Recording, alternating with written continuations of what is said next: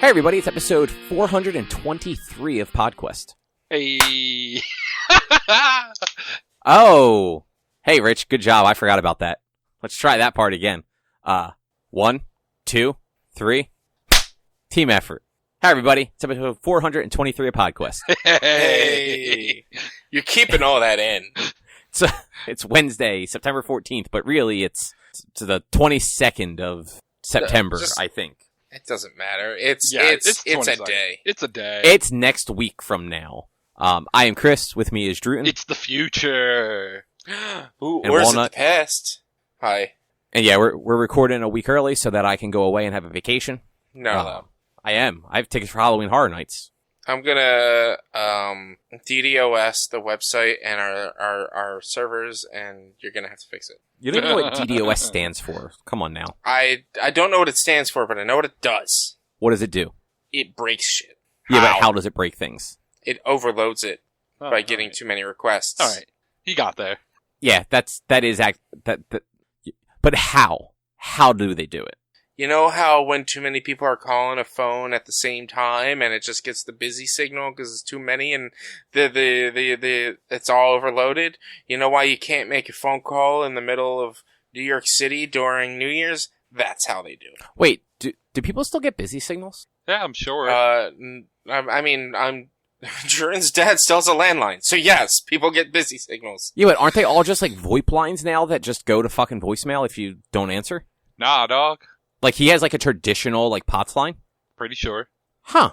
I thought like even when you got like the Comcast home phone, like it just had like it still just went to a voicemail if you didn't answer. I don't know how things work anymore. Or like I honestly like also call waiting. Like I just kind of assumed everyone had call waiting now. Maybe. I don't know. I don't know. I haven't called a landline that wasn't like an office phone and I couldn't fucking tell you. All right, let's all call my dad at the same time real quick and find out. Alright, what's his number? I could say it because it's his business number. Give him Exactly. business. You guys want some painting done? Need Like, painting? Free promotion. 962-9282. Call Mark Haycock. oh, he's still a 962 number. Holy shit, oh my he still goodness. has a 962 He number. still has Good the for him. same number we've had for like 30 years. He just keeps porting it when he moves? Yep. Good for him. I mean, I've had the same cell phone number since 2002. I forget how long I've had mine, but I had to change mine at one point. Yeah, I I've have had not. the same cell number since I've had a cell phone. So 07, 08? You're such a child. 06, probably. Well, like I said at the top, we're recording this a week early, so there's no news or anything. But we did, do some stuff and such. I'm trying to rearrange the agenda real quick before I ask Richie to read it. All right, Rich, go ahead. Read the agenda. It's all yours. Alright, the agenda is Jordan went to a festival in Ohio, I think. You think. It's in the Yeah, fucking name. Ohio is for Lovers is a song, is it not? It ends in fest. By a band that wasn't even at the show. Oh, They were at the show, they just absolutely weren't Or no, wrong. they weren't headlining. They weren't set headlining. it up. But They weren't. because they weren't being egomaniacs about it. But it's their song. Uh-huh. Well, They should have been headlining at Ohio is for Lovers. I mean, look, I don't disagree at that one stop. So I think they played like 4 different cities, Three. right? 3. 3. So like, of the 3, that Did- one, did- they should have closed the show. Did each of them have their state in there? No. Yes. So this is the only one. Yes. Yes, So every one they- of them They were was the Denver like, is for Lovers, Kansas is for Lovers, and Ohio is for Well, they should have headlined Ohio is for I but agree. Drew, I 100% agree. I don't disagree, Drew- but Drew went to an emo show in Ohio. Then we all watched the NLL 2001 championship game between the Toronto Rockies and the just Philadelphia the Rock. Rays. No, it's the Rockies. No, it's just rock. Um, That's how fucking boring lacrosse is. I don't care. And then Cobb watched House of Dragons, a show that I have zero interest in watching. I watched the new season of Cobra Kai, and then Cobb watched Us. Yeah, so real quick before we get started. So, real funny story. You know how, what was it, like 3 or 4 days ago, Us was the framed of the day? Yeah. The day before is when I watched Us for the first time. Nice. So like that came on, and like that first frame from Framed was the first frame of the movie. I've never seen it. So anybody who doesn't know what Framed is, it's like Wordle but for movies. They show you one frame, and they have what, it's up to 6 frames, right? Yep. 5 frames, you something get like 6 that. gases. 6 gases. Gases. So, we do that on my Discord every morning. We do Framed, we do, Hurdle, which is music, and we do, I'm real bad at that one. Is it Guess the Game or whatever? Guess the dot game. Yeah. Yeah. So, yeah, I didn't know that Us was a time period piece. I didn't know that it was in like the 80s. I thought that was like a modern, but they're doing like Hands Across America, which was like an 80s thing. There's a reason. Like, there are some things in the 80s. There's a reason for the whole thing. But that scene, that is how the movie starts, is with like the frame on that like TV and bookshelf and everything like that. And I had just watched the movie, so I saw that. I'm just like, I fucking know this one. Because when I saw Hands Across America, my head went to the Goldbergs, because there was an episode. That's a TV show, though. That's a totally different game. I know. But that's where my head went, because that's the only thing I've ever seen Hands Across America for. The Simpsons. The Simpsons did it, man. How many fucking episodes are in The Simpsons? A lot. Yeah. But and was it legit during Hands Across America time? Like, it was, or was it their own thing? It was after, because Hands Across America predates The Simpsons. Exactly. So Simpsons didn't do it, even though they did do it. It was in the era of The Simpsons where it was still an entertaining show to watch. And it was Homer remembering everybody going outside to hold hands while he sat on the couch to watch everybody hold hands.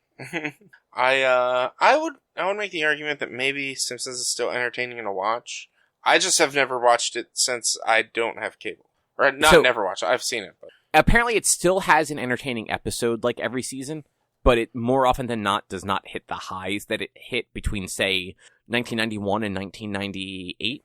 Yeah, I mean, when you have a 30-year show, when you have a show older than most of its fan base, it's definitely going to have some bad episodes. That's true. But Drew, how was Ohio? I hear it's very flat and kind of boring. I mean, I saw very little, and what I saw of Ohio, Cincinnati was actually surprisingly hillier than I would have expected. Oh, really? Ohio's gorgeous, and it is quite hilly at times. It's not like it's not like Pennsylvania mountains, but it's hilly. It's not just fully flat. Yeah, but I mean, I really saw very little of Ohio, so flew in on Friday, basically took a nap from when we got in, because our flight was at 5 a.m. Got into Cincinnati at like 11, slept from 11 to 4, and then checked out a little bit of like the downtown area of Cincinnati on Friday. Then Saturday was the last of the Is for Lovers festivals, the Ohio Is for Lovers festival. Had the biggest band list of all three. I think it had more than the other two combined. Oh, by wow. Count. Kansas had 16, Colorado had 10, and Ohio had 39. That Ohio one had a hell of a fucking lineup. Yeah. Yeah, my only complaint was that towards the end, like, there were conflicts on times that it was like, oh man. I noticed that when I was looking at it. I'm like, oh, like those bands are playing very close together on different stages, it seems. Yeah, like, we were running back and forth between, like, the Wonder Years, Census Fail, Bayside, Motion City Soundtrack, and Newfound Glory. Because it was like, Census Fail went on, then the Wonder Years, and then Motion City Soundtrack on a different stage, then Bayside back on the same one that Census Fail and Wonder Years were on, then Newfound Glory back on where Motion City Soundtrack was, and then Descendants back on, like, the main stage. How far were the stages from each other? Not like, was it close, but just far enough where you couldn't hear one stage from the other. Well, yes. So not that different from like a Warped Tour, just with fewer stages. I've never been to a Warped Tour.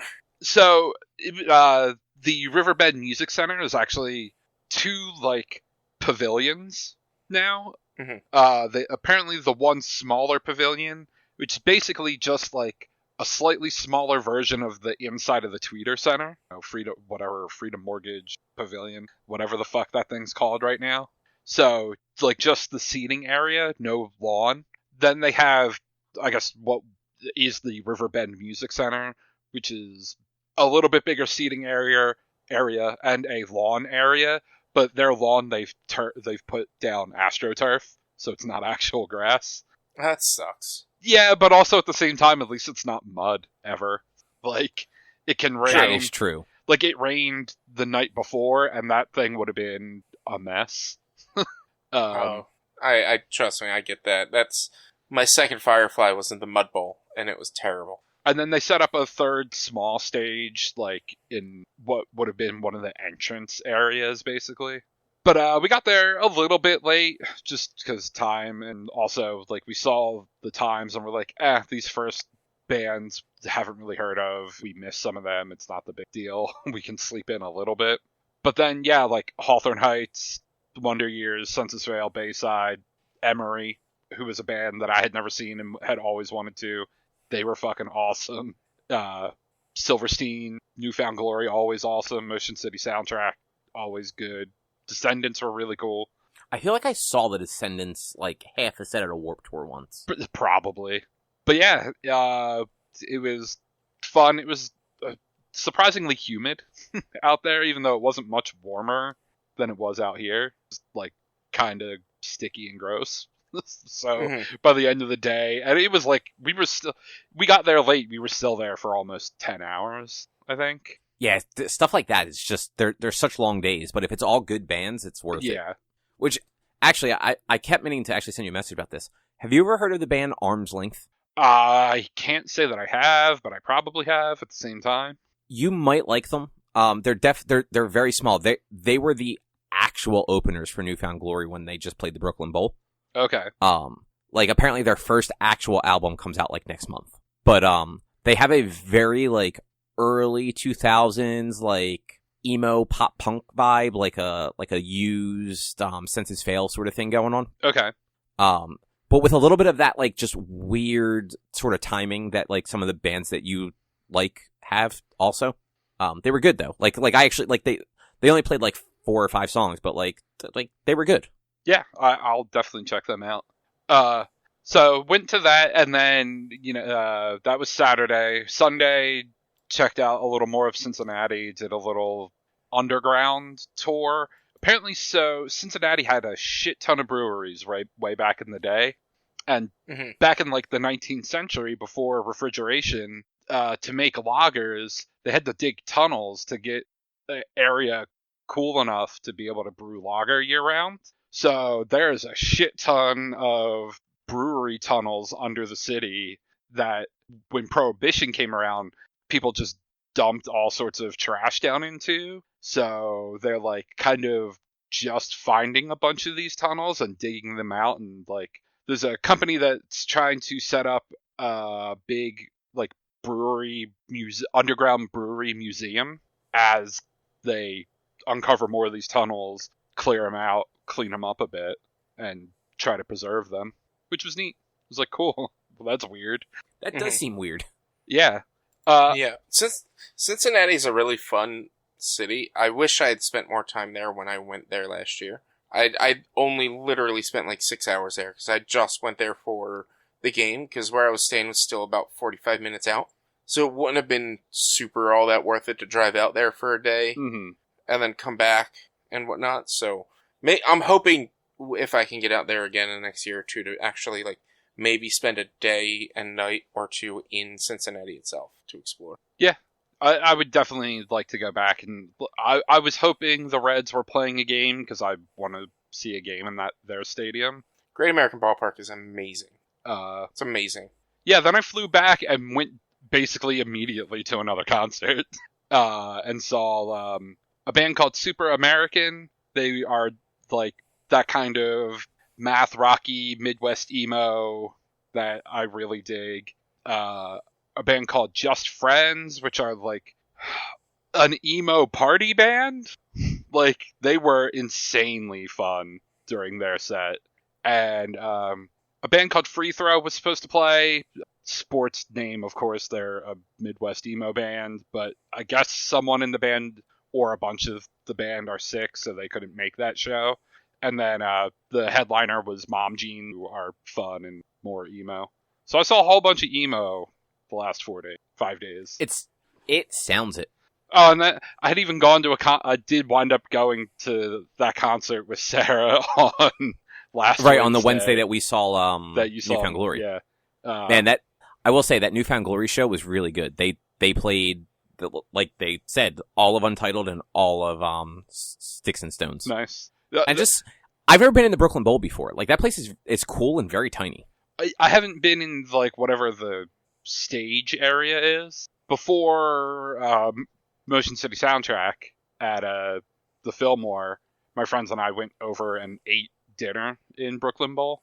Right, because it's like a restaurant sort of thing downstairs, right? Yeah, like there's seating area plus bowling lanes. Yeah, so upstairs it's weird. So when you go upstairs, when you first get up there to the left, there's like a railed off section that's like a handful of bowling lanes, and that's like the VIP thing where for Newfound Glory it was like $500, and you got a lane to yourself for up to 8 people. Obviously tickets to get in. Plus, I think it was like food and drink up to $250 value. Oh wow! Okay. But you also there's it's a slightly elevated platform like to the side of it, right next to the stage. So like it's close enough to the stage that like the band was just going over and like right in front of people, like leaning in and like high fives and shit like that. And like some of their equipment was actually like behind that platform essentially. So like if you have like a bunch of people that want to go to something there, it's actually kind of worth it to like all chip in for something like that. Yeah. Plus you get the bowl if you want to. Yeah, like $60 a person, 70-ish, whatever. With getting food, like that's not that bad. Yeah, and but it's honestly it's kind of crazy how small the like the concert area is. Like the churches we used to go to shows at in like high school, like 3 times the size of like the standing room floor. Oh wow. Yeah, because it's like there's like the floor, and then there's like a set of stairs, and then like the more open area where like you can still stand there and see the band, and like a lot of people were standing back there, and then like the bar where you can get drinks. But like yeah, like super tiny. Like all things considered, I think when I looked it up, it's a 900 person venue. Okay. So like yeah, like 900 people like fit in this room. So yeah, then it's definitely cool to see someone like that there. Yeah, like it. You would get very close to them, and like every time somebody crowd surfed, like Jordan was going over and like high-fiving them. Nice. At one point, so do you remember during Motion City there was that like older dude that crowd surfed? Uh-huh. There was like a fucking like 50-year-old like grandmom that crowd surfed. Nice. And like she was wearing like khaki shorts and like a blue polo, and like crowd surfed up to the front, like sensible shoes and everything. Like did not look like she belonged at like a punk rock show at all. And like she gets like the security guys grab her, and it's like mid song, and Jordan just looks down and goes, "That's fucking awesome," and then like continues the song. I was gonna message you because you've been to so many concerts in like the area. It's gotten to the point where like I'm starting to recognize the people that work the front of the venue, like security. Uh-huh. Cause like there was a guy that he was at Motion City and at Less Than Jake was security at Newfound Glory. It's probably the one person that what does my friend call him? Like calls him like punk rock dad or whatever. Yeah, 100%. Like older, like male pattern baldness. Goatee. I think he has like a whitish goatee. Yeah, he has a little bit of facial hair. Yeah. And he stands there and like he either looks super serious and just has that like 1,000-yard stare into the crowd watching for shit, or occasionally like he smiles if like something funny happens. Yeah. Yep. Yeah, it's that guy. Yeah, I swear I've seen him at 5 different venues over the last year. Yeah, it was funny. Like I'm standing there, I'm just like, oh, that guy was at like 2 other concerts in the last 6 months. Mm-hmm. He must just bounce to all the venues because they probably just use the same company. Yeah, but. Yeah, the Ohio ones actually sounds like it was a lot of fun. Yeah, it definitely was fun. So many bands that I have seen over the last couple of years, like year and a half, And then like Emery and Silverstein that I had never seen before, and Story of the Year. Yeah, I've never seen Hawthorne Heights or Story of the Year, and I like same thing. Actually, I've never seen Silverstein either. Like I would like to see those three at some point. Yeah, and that, you know, like I mean, the second of the like 27 concerts or whatever I've gone to in the last year was Hawthorne Heights, Bayside, and Senses Fail all playing together. So it was funny that all three of them, oh, here they are all again back together again. But yeah, man, I wish Senses Fail hadn't canceled that tour they were supposed to do, because they were supposed to play at the Franklin Music Hall, and then canceled that whole tour and did that other one that the closest they got was the Stone Pony. Yeah. But yeah, it's also a shame that Ohio is for Lovers Fest didn't, come here. Yeah, we'll see if they go bigger next year and do more places or not. Yeah, you know what? I guess that's always possible. Like, this one proved that they could fill a venue, so next year maybe they hit some other bigger towns. Mm-hmm. Because, like, you don't really have a lot of those anymore. Like, Warped Tour's gone. Yep. Like, I don't think Bamboozle exists anymore either. No. And, like, yeah, like, there aren't a lot of other, like, festivals like that. There's a lot of, like, single day, like, in a place ones, though. But none of them fucking are here. Nope. Like, there's Riot Fest this weekend in Chicago, and, like, holy shit, there's a lot of bands playing that I want to see, but I cannot afford to go to Chicago this weekend. Yeah, I don't know if there was one, I want to say it's in Virginia. I want to say it was Sunday. I forget what it was called, but it was a lot of, like, pretty heavy bands, and then Newfound Glory. Like, I was looking, it was, cause, like, Newfound Glory had, like, 5 shows in a row, like, one after the other.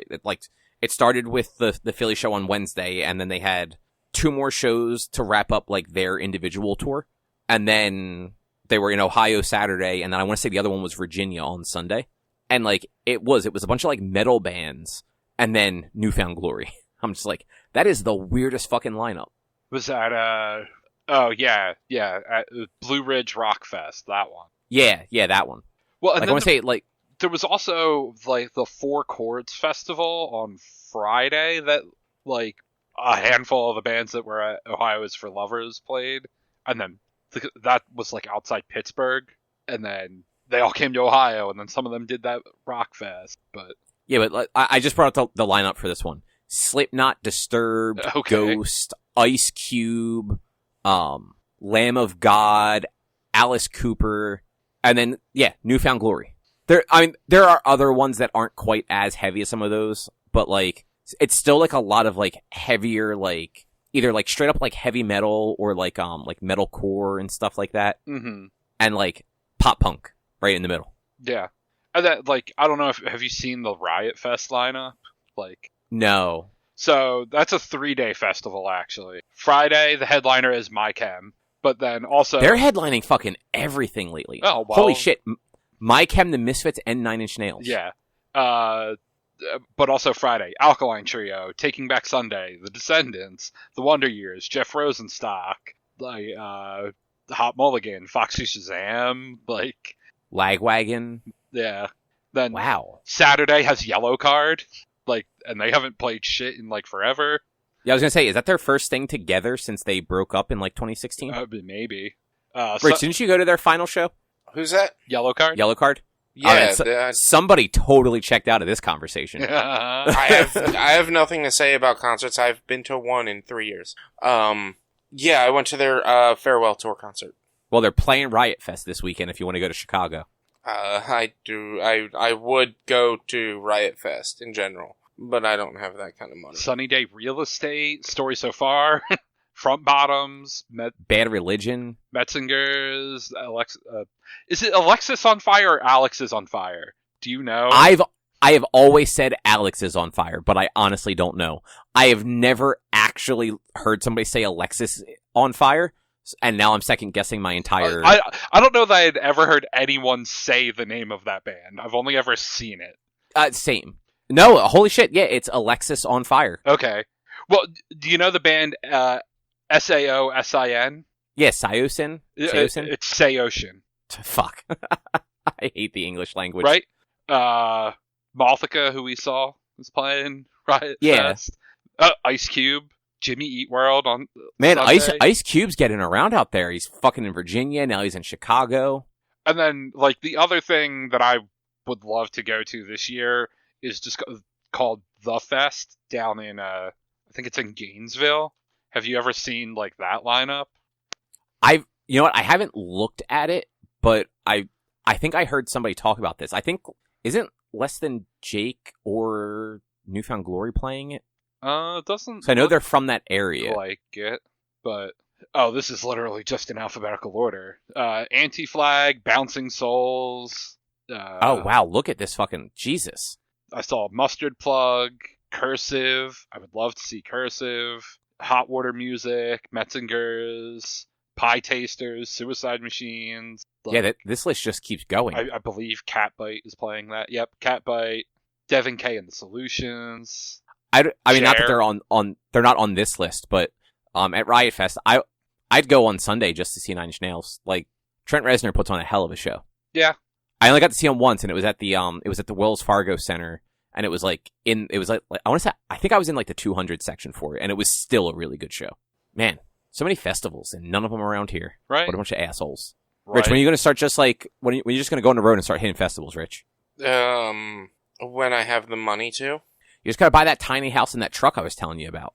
That still won't help me have the money to do things. Again, tiny houses and trucks are expensive, plus I would need a place to park it. No, you just pick a parking lot. You're good. Yeah, that's technically loitering. It is, but nobody cares. Let's As go long to as you're Fest, not take- Walnut. Come on, let's go. What? Let's go to Fest down in Florida. When is that? The end of October. Alright, can you put together the money for me to go to Fest? Maybe. Alright, if you can put together the money for me to go to Fest, I will go to Fest. Just start your OnlyFans, and you'll have plenty of money. If you pay for me to go to Fest, I will go to Fest. There's no way, unless I can get a new job starting tomorrow, there's no way I'd be able to go to any major concerts or festivals in the near future. It is a shame that concerts in general just cost so much, and it's like, the concerts themselves usually aren't that expensive. It's like all the crazy fees. Yeah. I once got a 4-pack for the MMRBQ, and they advertise it. It's like $20 a ticket if you get the 4-pack for the MMRBQ. But then it's $40 worth it's- of fucking fees on each ticket. $20 a ticket plus $5 a ticket for this fee, $7 a ticket for this fee, $15 a ticket for that fee. And then because you're buying it in a bundle, it's another $10 a ticket. I Googled, I was like, can I just go to the box office and buy these tickets? No, there's no box office anymore, so you can't go to the box office or ticket window and buy them beforehand. So it's like, well, what the fuck now?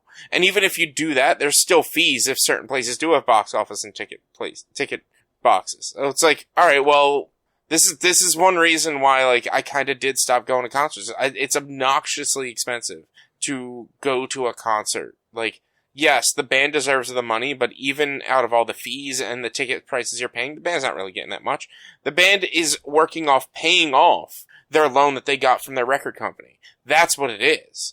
And it's just like, it's just insane, man. Yeah, it's insane.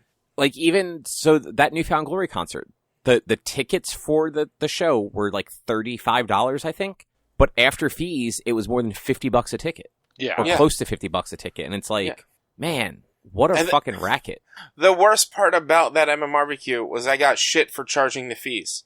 I got shit from somebody for being like, alright, well, it was like, I think it was total $40 a pop. And I was like, well, I thought the 4-pack was only supposed to be like $25 a person. I'm like, yeah, but then they charge fees. And I got shit because I charged everyone fees. Yeah, no, whoever gave you shit is just a piece of shit. Mm-hmm. Like that's, if you buy something and there's fees, like, it's the same way, like, you charge tax. Like, but like, it'd be one thing if it were, alright, to buy these 4 tickets, it was a $5 fee. I wouldn't, it's fucking $1 a person. I don't care. Yeah, but it's if the it's fact that it was a person. If it's $5 a person, though, no, like, everyone give me $25. Like, yeah, the fact that it totaled out to be about $15 per person in fees, it's like, no, I'm not covering your ticket price. Yeah, $45 is a lot of fucking money to just cover for somebody else. Mm-hmm. Yeah, like, next time, buy your own fucking ticket, douchebag. But anyway, I guess moving right along. Droo, we watched a lacrosse game. Yeah, That was your pick. Yeah, we did. I don't think I like lacrosse. Boy, that game was, the league plays so much differently now. So that's one of the things I want to ask. Like, how different is lacrosse 20 years later? It was different 7 years later when I started going to game. Like, it was way different. Like, I think, what was my first game? Probably 2008, 2009. Yeah, that like, sounds about right. It was way different, like, 7, 8 years later when I saw my first couple of games. So what's different about it? Well, I'd say, like, the majority from 2001 is of the, like, minute-to-minute gameplay is still the same, where, like, by that point, they had really gotten heavy into you have offensive players and you have defensive players, and rarely do you leave offensive players out. Where, like, 5 years before this, like, you had players basically would, like, take an offensive shift, take a defensive shift, and then get off, or a defense then offense. So, like, that was still the same, but at least in this game, holy shit, were the refs letting the guys play? There were so many times where I was like, oh, well, that's a holding call, and then was like, wait, what? No, they didn't call a penalty on that? Or, oh, there's a cross-check. No penalty? Really? It's okay, they're letting them play.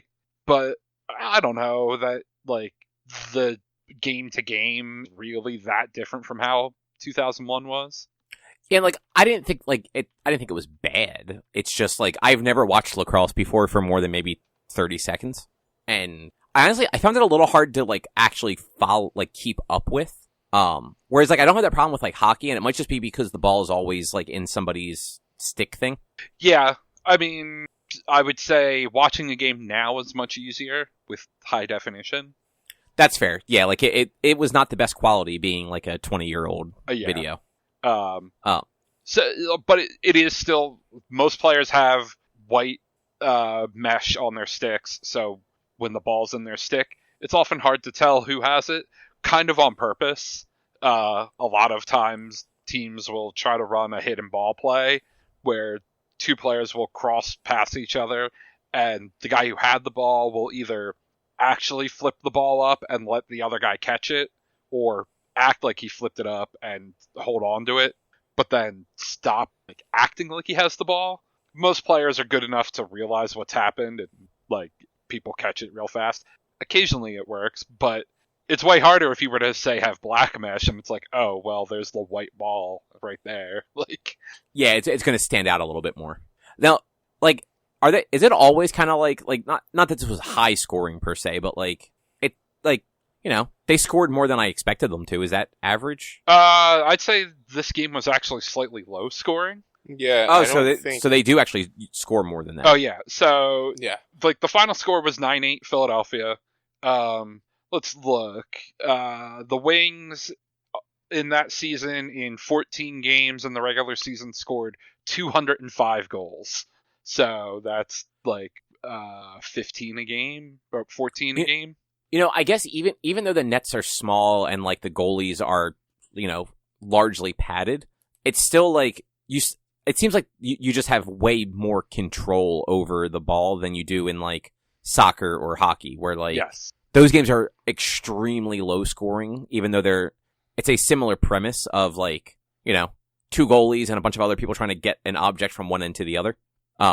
Which I guess is most, like, field sports. But yeah, I just assumed that it was, like, low scoring like those two. Like, you know. Yeah, no, I'd say, like, the average is probably, like, a total of 20 to 25 goals in a game. So 17's a little on the low side. Okay. Huh. That's interesting. Yeah. Yeah. And I know I mentioned it in like, our group chat, but my favorite part was definitely when they cut to the basketball player who, like, in different words, basically said that basketball players are bitches and that those guys were real athletes. Yeah. He was like, we get a shitload of money and don't really care. These guys he's get, like, nothing we get and fucking are out there busting their ass. Yeah, I think his exact words were, like, we get millions of dollars to be prima donnas. I'm like, hey, good for you. Yeah, I forget who the player was, but I guess he was from the Nets back in that time and became, like, co-owner of a lacrosse team in New Jersey. Mm-hmm. For, like, 2 years. Was it, like, 2 years before he sold out of it, or 2 years before that team just stopped being a team? Well, when did they move to Anaheim? Okay, they were in New Jersey for 2 years, and then I'm gonna guess looks like Jason Williams was the basketball player. It looks like he still owned the team even after it moved to Anaheim. Then it But played not in anymore. Anaheim. It stopped existing after 2005. Oh, okay. Oh, wow. So it didn't actually last that long at all. Yeah, it lasted 4 seasons. Let's see. They went 6-26 in their 2 years in Anaheim, and 8-24 in their 2 years in New Jersey. So they were 14-50 in 4 seasons. Jesus. Do they? Is lacrosse actually on television like regularly, or do you have to get like one of those like special sports packages for them? You need the Ocho, man. You need the Ocho. Well, so the NLL this last season signed a multi-year deal with ESPN. So every single game is on ESPN Plus. And then ESPN aired a handful of games, but like every single Wings game wound up being on TV in Philly. What was on like the Comcast network or whatever that channel's called? Yeah, and then some. I think there might have been 1 or 2 that were on like PHL 17 or whatever. Yeah, and so that's why I never see those because I don't get either of those on YouTube TV. Okay. So I've like when I'm looking through the thing, I've never seen lacrosse listed on a network, and I have most of the ESPNs buried because I don't care about ESPN. And then yeah, the Comcast. I forget what that fucking station's called. They always play the Phillies games. NBC Sports Philadelphia now. Oh, did they change it? It used to be something else. Like it was like Comcast something or other. It was like Channel 8 or something. Comcast Sportsnet for a while, but I think that's what I'm thinking of. Yeah. It was like that, and then yeah, PHL 17 would have like Phillies games and stuff like that occasionally, or Flyers games. Mm-hmm. And yeah, those for whatever I think that those two are so well. Comcast, obviously, but I think PHL 17 is so local that like it's just not on any of like the internet streaming TV services. Mm-hmm. At least not that I ever saw. Might be now. Yeah, I don't know. I don't know. It was a quick game. I will say that. Like it did not. What was that? Like an hour and a half, 2 hours video? Yeah, something like that. And I mean, like the commercial breaks were mostly edited out, but even now, the games don't really run too much longer than 2 hours. Yeah, but I guess not just like the runtime. Like at 2 hours, it didn't feel like 2 hours. Like Yeah. it was at least moving. Where like you have like your baseballs and your footballs, where like they don't. Like there's a lot of downtime and there's a lot of commercial breaks Mm-hmm. with even more downtime. So like, because that's always been my complaint with football is they run a 30-second play at most, like a good play, like. Mhm. But like usually it's more like a 2-second play because they try to rush and it's just a down. Mm-hmm. And then, it's 10 minutes later that they run their next play. It's like, well, that's fucking boring. Mm-hmm. Yeah. That's like watching a Twitch ad. Call back to last week's episode. Got it in there. But yeah, Um, lacrosse definitely moves more like hockey or basketball, in my opinion. Yeah, which I appreciated. Yeah. It is just, it's weird to just see people just running like that though, if that makes sense. Like soccer's different. Like a soccer field is fucking enormous. Uh-huh. So like usually when you're seeing them running, it's usually like zoomed back and it's just like, oh, they're running like 6 miles. But this, it's like, oh, this is like the size of a hockey rink and these guys are just running in shorts with a stick.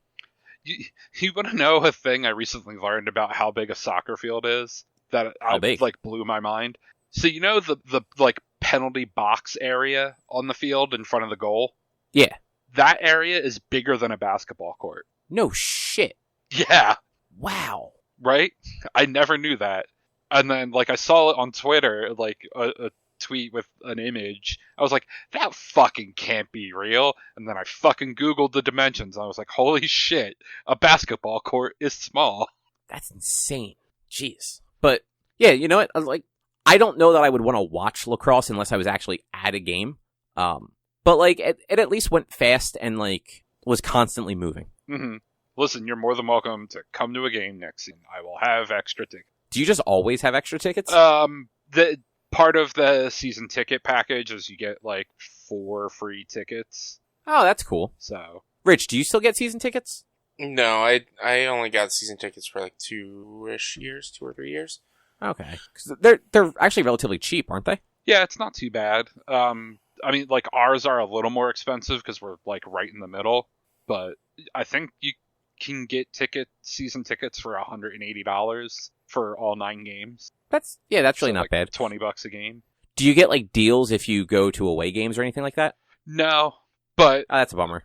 at the same time, like, I think most of the teams' pricings are pretty much around the same. So, and then like the fan club for some of the closer local games, like New York or Buffalo or Rochester, will do like a bus trip and buy like group rate tickets because they'll try to get 150 people to go or whatever.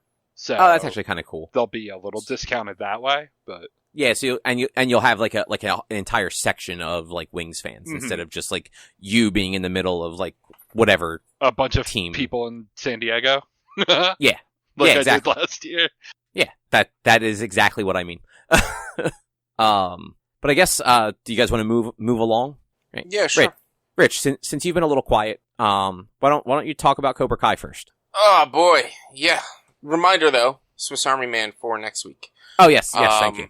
On Paramount Plus, but- or you can rent it on Amazon. Yes, or it's available at a bunch of spots. Yeah. Cobra Kai season 5. Yeah, season 5. Yeah, season 5. Man, they just went over the top wacky when it comes to the story. It's so ridiculous. The I feel action, like every season is, right? So, look, I have to. The main focal point of the story is that, what's his name is head of Cobra Kai now. Not Kreese, but the other guy. From Karate Kid 3. Terry Silver. Terry Silver. Terry Silver is the head of Cobra Kai. And they're not supposed to run Miyagi-Do karate because they lost. But they didn't lose. But they technically didn't lose. Because because they cheated, right? Am I remembering that right? One of them won and one of them lost. Like, there was I don't think there was anything in the rules where it's like, oh, you have to win both or you have to lose. I can't remember. But also, the deal. Didn't we find out at the end of like the last episode of season 4 that like they had paid off like the ref or something? Yeah, oh, they paid off the ref. But like that doesn't come into play till later on into the season. But the main focal point of the story is we gotta stop Terry Silver. Why? Because Terry Silver is a businessman and wants to just open up a bunch of Cobra Kai's nationwide. Literally, that's his motivation. Is Terry Silver wants to open up Cobra Kai dojos worldwide. And so he wants to join a specific karate competition that might bring notice to him around the world. That's his whole motivation. But you got Daniel and Johnny and Chosen just like, we gotta stop him. He's that's evil. right. Chosen is in this one. I forgot. Chosen is in it. I forgot they brought him at the end of the last episode. Yeah. But it's like, he's evil. We gotta stop him. Look at what he's doing to our kids. But all of the tension between Cobra Kai and Miyagi-Do is because of fucking Daniel and Johnny. Yeah. If it weren't for Daniel and Johnny, none of this would ever fucking matter. So why do we need to stop Terry Silver when the bullies that are in Cobra Kai are there because of Johnny? Like, you really think that there's gonna be bullies in all Cobra? Like, it was just the most off-the-wall ridiculous thing. Like, this is the 100% the most childish storyline they ever, like, not, or child I don't know, man. friendly. I feel like they're always fucking pretty childish. But, like, this is the most child-friendly of the evil businessman just wants to be a businessman. I mean, they're leaning into the tropes of the 1980 movies that they, But, like, Terry Silver in the 80s movies in Karate Kid 3 was actually, like, a bad fucking dude. And, like, he did some of that shit to some of the characters, and I'm not gonna get too into it. Like, the overall story is just, like, it's so ridiculous. And it makes me laugh so much that, like, these grown adults are like, we gotta stop this karate dojo because, well, we don't really know why we have to, because all of the issues are because of us. And now all we know is this guy just wants to spread his karate dojo. Like, yeah. You know what's kind of wild? I'm looking at the main cast list right now, and like in my head, all of these people have not been in it as long as they have. Like John Kreese has been in it since season 2, has been a main cast member since season 2. I'm like, no, he didn't come until season 3. Because then I'm like, oh no, it was season 2. And like Chosen Chosen was first in season fucking 3 is when Daniel went to Okinawa. Yeah. And even like Tori, like I did not realize that character started in season 2. Tori started in season 2. Like all of the actual drama started in season 2, and the entire show was built upon this battle between Johnny and Daniel. But I feel like it got over their head. Now, let me say this: it was really good. It was really good. It was really entertaining. But like the story and the what's going on, like turning Terry Silver into the rich villain guy who has like these connections, and it was so ridiculous. I was just like, this is absolutely made for children now. Absolutely. I love every second of it. I love every second of it. It was ridiculous. It was over the top. It's absolutely what you need when you just want to sit down and watch some silliness. They kind of cut down on a lot of the fighting in this season. There wasn't a lot of fighting until like the very end. And they did bring back some other characters, and whatnot. And it was fun. It was good, but it's just so way over the top than I was totally expecting for this season to be. 'Cause like, I thought it was gonna be like them trying to figure out how the loophole of reopening Miyagi-Do, like, and like, I don't know, them figuring out like it was kind of what I expected, but like the way they wrote Terry Silver, just like, I was texting with Evan about this because he had already seen it, and I'm like, bro, Terry Silver's motivation is he just wants to get rich. He's not evil in this. He's just a businessman doing businessman things. And he was kind of evil at the end of the last season. He was. What he did at the end of the last season with paying off and everything, he was evil. But like his motivations in this season are 100%, I just want to spread the name of Cobra Kai. It is not Terry's fault that most of Cobra Kai are bullies. That is Kreese and Johnny's fault. Mostly Johnny's.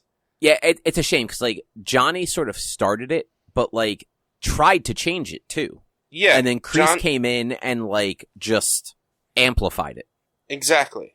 It's like Johnny just didn't know any better, and then when he saw what was going on, he's like, "Oh no, yeah, like let's not be giant douchebags." Yeah.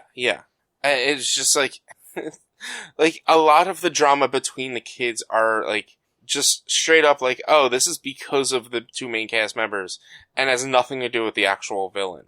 And like, if Cobra Kai was spread across the United States, would it really be all bullies? I doubt it. It would just be kids wanting to learn karate. That's really what it was turning into. Like, it's just, yeah, I don't want to spoil too much for you. I've already said a lot, but it's just like, it was so over the top. But the karate stuff that they did have was great. Chosen, he is my ride or die. I will live and breathe Chosen from here on out. Like, he was fantastic. He was such a good character. And there's a scene in, like, the second to last episode with him that is just so perfect. Yeah, depending how the rest of this week goes, I might try and at least get a couple episodes in before we go away, but I might not actually get to watch it until we get back. Mm-hmm. I mean, it's only about 6 hours, give or take. I think it's... Yeah, because it's like 10, like 40... to 50-minute episodes, right? 10, 30 to 50-minute episodes. I think the shortest is like 35 and the longest is like 50. Yeah, I'm out of the house tomorrow morning, and then Friday, it's just, it's cleaning up the house and like getting stuff ready and packing, and then we leave like 6:30 Saturday morning. Yeah. And Erica doesn't watch it, so like it's one of those like find time during the day to watch it sort of shows. Mm-hmm. It's so good. It was fun. The whole like main event of the season was fantastic. And I'm just like, yeah, I loved it. I loved it 100%. I just thought it was just like a little over the top at certain points. Like, it was kind of unnecessarily over the top, but yeah, I loved it. Nice. Great. Well, I guess I'm gonna skip the very last thing that I had on here. Us is old enough that I don't have to talk about it this week. But so I watched. I'm one episode behind on that Game of Thrones House of the Dragon or House of Dragons, whatever it's called. The prequel series. Yeah. It is better than Game of Thrones was in a lot of ways. It is. Is it better than like season 1 and 2 of Game of Thrones, or is it better than Game of Thrones as a whole? Kind of both in some ways. Like I think it's one of those things where you didn't watch Breaking Bad, right? No. So it's the same way that I legitimately think that Better Call Saul is a better overall show than Breaking Bad. I think Breaking Bad might have higher highs. Might. Like, I'd have to actually watch them both again to, like, really see. But, like, I think because Breaking Bad created the universe and set everything up, and Better Call Saul is a prequel that is just well done, it's just a more fluid and fully formed story. And I feel like that's kind of what we're getting with House of the Dragon, or House of Dragons. 8 seasons of Game of Thrones set up the world for us. Like, we know what to expect. We don't know these characters, but we know the families. Because, like, they're all the same. Like, locations are pretty much the same. The way things work, pretty much the same. But it's, like, 200-ish years before. So, like, nobody is alive that we know of. Like, I don't think Game of Thrones had anybody that was, like, hundreds of years old outside of, like, the White Walkers. But so far in the first 3 episodes, everything has taken place in, like, the South. So it's been King's Landing, Dragonstone, and Valeria. And, like, this is long enough ago that, like, Valeria, where all, like, the special steel came from, still exists.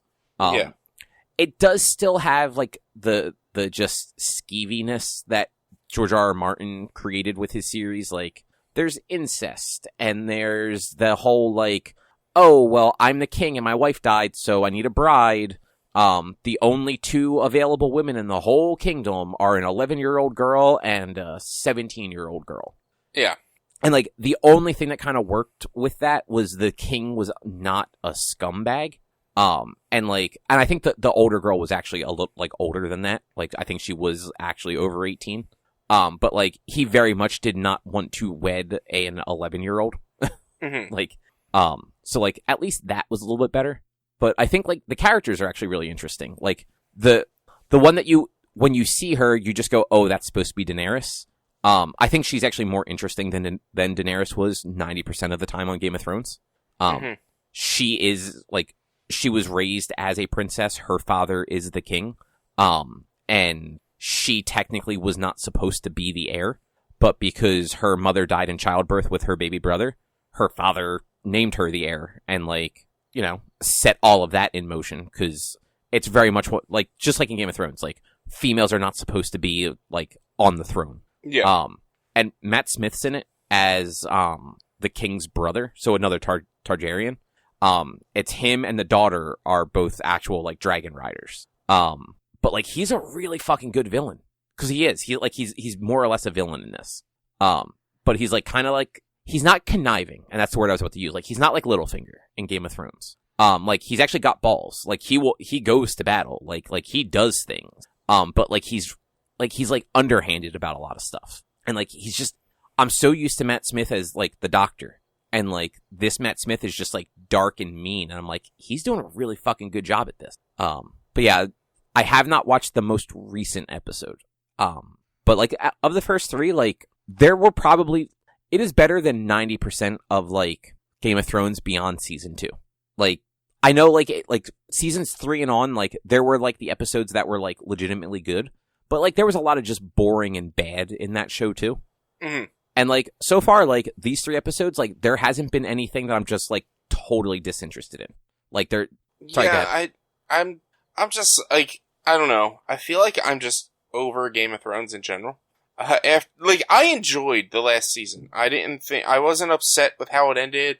I wasn't pissed off. I didn't think it was stupid or anything like that. I thought it was absolutely fine. I thought it worked. I thought it was a stupid ending, but I didn't care. Like, it didn't ruin it. It was just, but, like, it was a rushed ending. Yeah, I felt like, I don't know, I felt like there was maybe a little too much. And giving me more of a prequel of Game of Thrones, I'm just like, I don't really care. I'm probably not gonna, like, I'm more interested in the Rings of Power than I am House of Dragon. Whereas, and I'm like, not even really super interested in Rings of Power. Yeah, like, I dislike Lord of the Rings so much that, like, I don't know that I'm ever going to bother even giving that a shot. Like, part of me wants to just to see, but I hate those movies so much that, like, I don't think it's actually worth my time. Mm-hmm. No, but, it makes sense. I get what you mean with Game of Thrones. Like, they went too long without really, like, it was one of those shows where it probably should have had less seasons because they started kind of floundering in the middle. Yeah, they definitely could have condensed the last 2 seasons into a single season. And I mean, like, not just how, like, they broke the last season in half. It was still the same season, but it was, like, a year apart or whatever. Like, the literal last 2 seasons could have just been 1 season. They could have cut a lot out. Like, I think, what was it, the end of one of the seasons was when Daenerys and Jon Snow finally hook up. And it's like, they could have made that the mid-season cut, and then do, like, all of the war versus the White Walkers following in the next 5-6 episodes. Like, they didn't need to do everything that they did. I agree. Then also, the war versus... They built up the war versus the White Walkers so much, and it was 1 fucking episode. And then, like, the episode where they actually, like, beat them, like, the lighting was so dark because they ran out of a budget that, like, it wasn't even a good episode. I didn't have problems with the lighting. I didn't. I thought it was I a could very see everything. dark episode. It was because it's dark in the Middle Ages. That's a bad excuse. If you go out in the woods right now, are you going to see anything without a flashlight? No, but they would have had fucking torches. And, like, They had torches. I understand why, like, how they did it, but it was 100% because they just didn't have the money because they had spent so much on dragons that season. Well, they spent so much on dragons and an entire army of fucking zombies. Ice zombies. Like, it's just, yeah, like I said, I thought it was fine. I thought how it ended was fine. I didn't think it was amazing. I didn't think it was terrible. I was content with it, really. But it's just like, that pushes me to just be like, alright, well, I don't need more of this, because there's also, as far as I know, there's no source material for House of Dragons. Which actually I think that's right, and that's actually my preference, because frankly, I don't think George R. R. Martin is a good writer. Like, I don't even think he comes up with necessarily good worlds. Like everything I saw about Elden Ring, and like you kind of said it too, like, all that lore was not necessarily good. I mean, the lore, the thing about Elden Ring, it's not that the lore wasn't good, it's that when you play a From Software game, you don't get the lore. You have to deep dive into item descriptions and shit like that in order to get a lot of the lore and shit like that. That's like the world, the overall world that he built, the idea of the world that was being built, where, like, I mean, again, I don't really even understand it after beating it and playing it for 80 hours. But like, you are a Tarnished, which I don't really fully understand what Tarnished is. You're in the lands between life and death, and you are trying to become the Elden Lord by reestablishing the Elden Ring. And that's like the basic story. That's the basic lore. But you can get more by like reading weapon and item descriptions. And that's where it loses me in those games. It's like, if you just give me a video about the lore, I'm sure it'd be absolutely fascinating. Like Destiny 1 did with the Grimoire cards. Like, I watched videos about the lore of Destiny 1. It's amazing lore. But I never would have gotten that from playing the game. And it's the same with Elden Ring. It's the same with any From Software game. Like, you're gonna get that lore from being meticulous about what you're reading in the item and weapon descriptions mostly. So I was actually just looking. It looks like Martin did have something to do with the show. Like, he is listed as a co-creator. Oh yeah, it's based off of some of the material is based off of like a novella or something that he did. Or no, I guess it was a full novel. It's a Song of Fire and Ice property. He definitely is going to get that co-creator credit, even if he had nothing to do with it. No, but like it's looking like he actually like was involved in it more than just getting the credit for being the co-creator of the franchise. Yeah. But like, I think they're doing a good job building out a world and having it be a little more contained.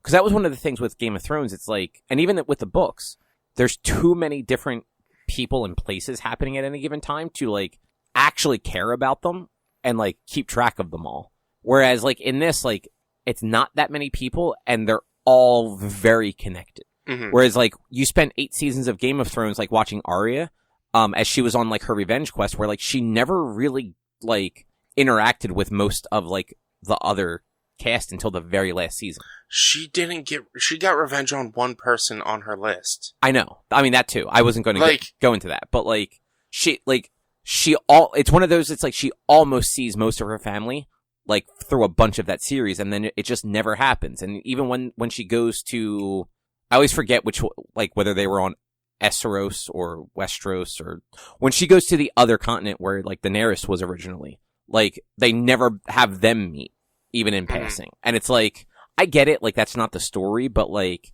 at least let your characters interact with each other. Well, I mean, it's, you build up this guy, she wants to kill all these people, and all of the people are dead before she's even ready to kill them, and it's like, she doesn't really get a story. Yeah. She doesn't really get, like I said, she gets one kill off her list, and that's, Walter Frey. I think that's his name. From the Twin Castle or whatever. Yeah. Who was the cause of the Red Wedding. The only one she was able to kill from that list. And it's just like, it's kind of, it's a letdown of a fucking story for her. Like, she didn't do anything. She was built up to be this awesome assassin, did nothing. Except she did get the kill of the the king, the Ice King. Right. Oh, that's right. I forgot about that. She did get that, didn't she? Yeah, and then she was, like, not in the show anymore. She stayed up north when everyone else went and retook King's Landing. And it was not well plotted. Yeah. But so far, House of Dragon has done a better job of all of that. And, like, again, in a way where, like, I am interested in seeing where some of these characters go. Like, it's HBO, so it's one of those, the show gets good enough ratings, they may just drag it to death, and then it won't be worth watching after, like, another season or two. But at least right now, like, it's super interesting. Yeah. Or it might just get canceled because HBO folds because their new CEO just gives zero fucks about everything. Could go either way. But I think that might do it, unless either of you have anything else you want to talk about. No, not at this point. Copy buying this 21,000 page One Piece. Dude, I saw that. It's like $9,000. It's $1,900. Okay, I'm sorry. It's not that I knew there was a bad. 9 in there. That thing, that is an entire shelf of a bookshelf. It is, yeah. Sure. Yeah, so Rich, it is a single volume with every chapter of One Piece to date in it. Nice. Yeah, so it's 1,050 some odd chapters, I guess. Mm-hmm. Like, it's insanely long. 21,450 pages. Yeah, it's basically a piece of art to put on a shelf. Yeah. You gotta get it and read it. Yeah, I have don't think to read it's, it. like, readable. Like, yeah, like, how do you read I think that? it might actually be too tall. Like, I don't, like, it might actually be more than, like, taller than I am. Wonder if this you- says how big. You put it on its binding, or on its binding. You can't. But it stands, like, it's tall, right? So you just put it on where it's all bound, on the table. Yeah, but at a certain point, you wouldn't be able to actually see the pages anymore. Like, you wouldn't be able to open it correctly. I'm sure you'd be able. It's No, probably very flexible to the point where, like, you probably can hang it off the fucking. Is it hardcover or is it soft cover or like what is it? It looks like it's soft cover, but like in some of the posts I saw about it, it is legitimately not meant to be read. It is meant to like be like an art thing on a shelf. I ain't buying it unless I can read it. I mean, I don't blame you.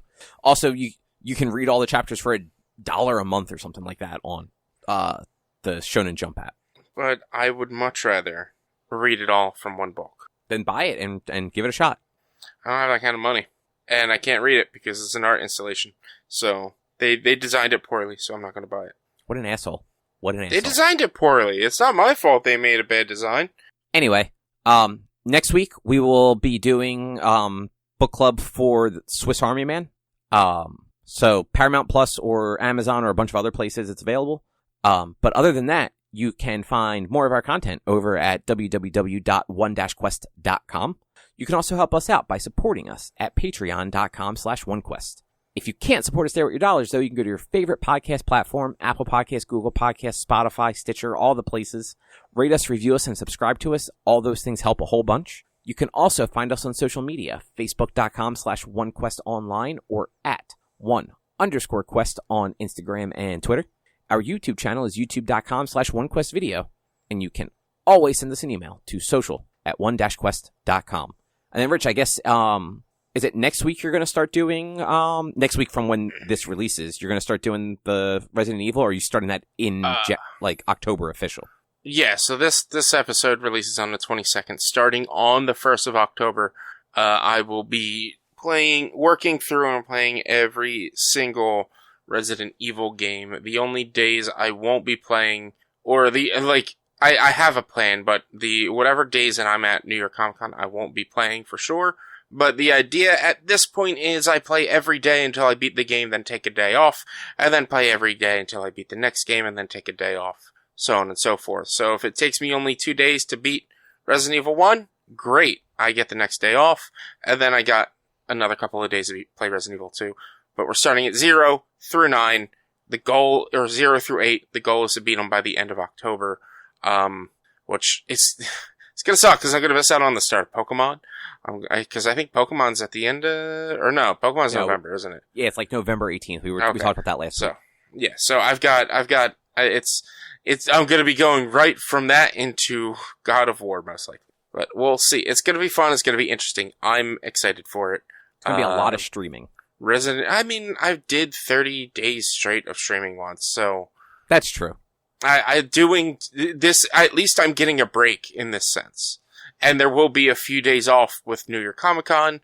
Hope maybe not stream as much on Wednesdays after PodQuest. Hopefully I can just plan it and beat a game on a Tuesday and not have to stream on a Wednesday. So it's not going to be that bad. I already stream 4 out of 7 days a week, so it'll probably be roughly the same amount, but my schedule is just going to be up in the air. I'm just mostly afraid of Resident Evil 6. 'Cause you gotta beat that game fucking 5 times. I mean, you can just beat it once. No one's gonna hold it against you. No, because it's different stories, and to get the full story, you need to beat it with every character as well as Ava. That's stupid. And each of them are 3 to 4 hours a piece or something like that. So that is probably going to take me at least a week full of streams. It's ridiculous. Resident Evil 6 sucks. I don't even think it's canon anymore.